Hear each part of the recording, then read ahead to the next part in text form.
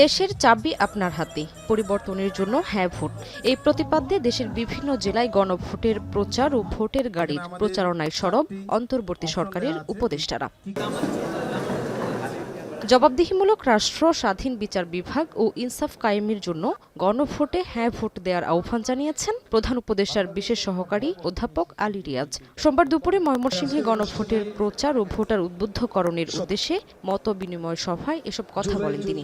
জবাবদিহিতার ব্যবস্থাটা তৈরি হয়, যেন একটা স্বাধীন বিচার বিভাগ আমরা তৈরি করতে পারি, যেন লোকের কাছে ইনসাফের দরজাটা অন্তত পক্ষে খুলতে পারি, সেই জন্যই গণভোটে হ্যাঁ বলতে হবে।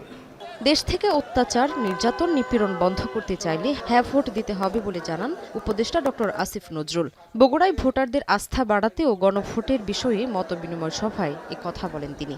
আপনি যদি চান এই দেশ থেকে বৈষম্য দূর হোক, নিপীড়ন দূর হোক, অবিচার দূর হোক, দুর্নীতি দূর হোক, তাহলে আপনি হ্যাঁ ভোট দিবেন।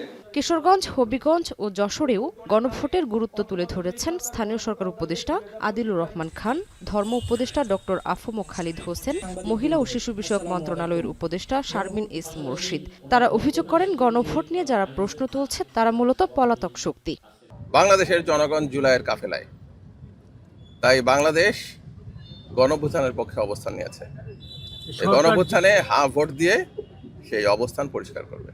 অত্যন্ত উৎসব মুখর পরিবেশে অবাধ, সুষ্ঠু, নিরপেক্ষ সত্তার সাথে নির্বাচন অনুষ্ঠিত হবে, একসাথে ভোট এবং গণভোট। গণভোট মানে নতুন বাংলাদেশ, গণভোট মানে নতুন ব্যবস্থা,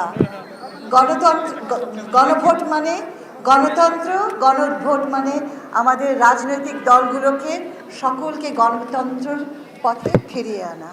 ভোটের গাড়ি ও গণভোটের প্রচারণায় ফ্যাসিবাদী ব্যবস্থা আর ফেরাতে না চাইলে জনগণকে হ্যাঁ ভোট দেওয়ার আহ্বান জানান জ্বালানি উপদেষ্টা। তাদের দলীয় প্রার্থীর জন্য যে করবেন, প্রচারণা করবেন, সেটার সঙ্গে তারা ওই যে গণভোটের প্রচারণাকেও তাদের অন্তর্ভুক্ত। হাঁটা আমরা বলছি এটা ইউনিভার্সাল, আমরা এই জন্য বলছি এটা এই ধরনের সংস্কার যে কোনো সরকারি কিন্তু দায়িত্ব, আমরা যে সংস্কারের পক্ষে বলছি। এদিকে গণভোটের সঙ্গে সংবিধানে বিসমিল্লাহ থাকা না থাকার সম্পর্ক নেই বলে মন্তব্য করেন স্বাস্থ্য ও পরিবার কল্যাণ উপদেষ্টা নূরজাহান বেগম। যদি কেউ বলে থাকে যে বিসমিল্লাহ চলে যাবে, মানুষ জানবে যে বিসমিল্লাহ তো চলে যাবার জিনিস না, এটা নতুন করে আসেও না, আবার নতুন করে চলে যাবে না, এটা সারা জীবন থাকবে, সবসময়ই থাকবে।